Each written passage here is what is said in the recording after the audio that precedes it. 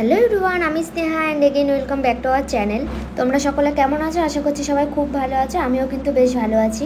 আমি এখন আছি মায়ের কাছে, সেই জন্য সকালবেলা ঘুম থেকে উঠে আমার যেটা কাজ, বিছানাটা ঝেড়েই আগে স্নান করতে চলে যায়। আর বাকি সব কাজ আমি ঘুম থেকে উঠে দেখি মার অলরেডি হয়ে গেছে। জানি না কেন এই বাড়িতে থাকলে আমি 10টার আগে ঘুম থেকে উঠতেই পারি না, আর আমার মাও ডাকে না। তার একটাই কারণ, সেটা হচ্ছে আমি যতক্ষণ ঘুমিয়ে থাকি আমার পুচকুও ঘুমিয়ে থাকে। আর আমার মা বলে আমি সব কাজ করে নিতে পারবো, কিন্তু যখনই পুচকু উঠে যায় পুচকু এত পরিমাণ জ্বালাতন করে মাকে, মার মাথা খারাপ হয়ে যায় যতক্ষণ না পুচকু আবার দুপুরবেলা খেয়ে দিয়ে ঘুমায়। তো দেখো আমি বিছানাটা গুছিয়ে রেখে গেছিলাম, আর এদিকে মার সব কাজ হয়ে গেছে, সব গুছিয়েও রেখেছে। তারপর কালকে যেহেতু রাতে লুচি হয়েছিল, সেই জন্য লুচি আলুর তরকারি কিছুটা ছিল, মা খেলো আর আমাকে দিল।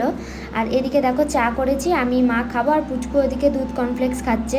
সকালবেলা আমি যখন স্নান করতে যাই আমার ছেলেও কিন্তু আমার সাথে উঠে একসাথেই স্নান করে নেয়। এই কথাটা শোনার পর থেকে অনেকেই আমাকে জিজ্ঞেস করেছে, দিদিভাই পুচকুর ঠান্ডা লেগে যায় না? না গো, ঠান্ডা লাগে না, কারণ ওর এটা অভ্যাস হয়ে গেছে। আমি যখন স্নান করি ও তখনই করে।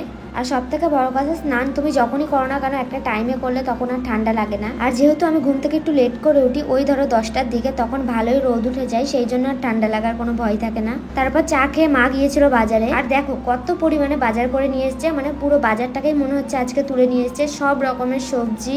আর এদিকে নিয়ে এসেছিল কাতলা মাছ। বাজার করে দিয়ে মা বেরিয়ে গেছিল কাজে, আর এদিকে আমি বসেছিলাম রান্না করতে।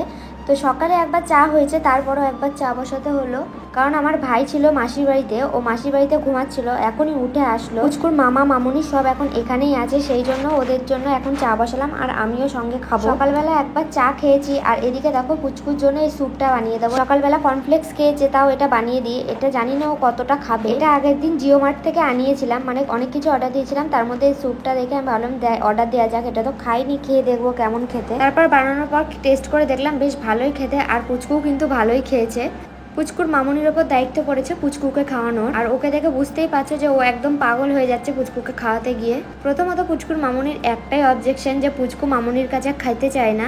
তারপর দেখো দুপুরে রান্না বান্না হয়ে গেল। এদিকে রান্না হয়ে যায় কাতলা মাছ দিয়ে ওল দিয়ে আলু দিয়ে ঝোল, আর এদিকে সজনে ডাঁটা দিয়ে আলু দিয়ে সর্ষে, আর এদিকে পুচকুর জন্য সব সবজি দিয়ে কাতলা মাছের ঝোল, আর সঙ্গে হয়েছে ভাত। মা যেহেতু বাড়ি নেই, সেই জন্য রান্না বান্না করে একেবারে বাসন কটা আমি মেজে রেখেছিলাম, আর ঘরটাও মুছে রেখেছিলাম। বাকি সব কাজ মা এসে করে। তারপর দুপুরে খাওয়া দাওয়া সেরে হাত মুখ ধুয়ে একটু শুয়েছিলাম। সন্ধ্যাবেলা উঠে আমরা বেরিয়েছিলাম একটু কিছু খাবো বলে, সেই জন্য মঞ্জিনিসে গিয়ে ফার্স্টে নিয়ে নিয়েছিলাম চিকেন 65, আর পুচকুর জন্য নিয়েছিলাম এই কেকটা। ও বাড়িতে সোনার কাছে ছিল, আমাদের সঙ্গে যায়নি বলে ওর জন্য খাবার নিয়ে চলে গেলে একদম তো পাগল করে দেবে, সেই জন্য ওর জন্য এই কেকটা নিয়ে নিলাম। আর বাড়ি এসে দেখি মা আসার সময় কোথা থেকে জানি না এই বিরিয়ানিগুলো নিয়ে এসেছে। তারপর আমি জিজ্ঞেস করাতে বললো এটা কৃষ্ণনগর থেকে নেওয়া না, অন্য জায়গা থেকে নেওয়া।